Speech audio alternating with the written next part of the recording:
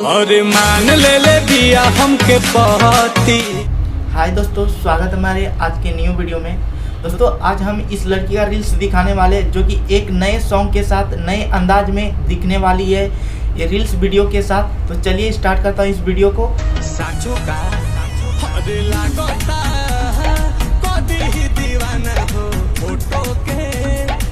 वाह, क्या कमाल के गाना गाती है।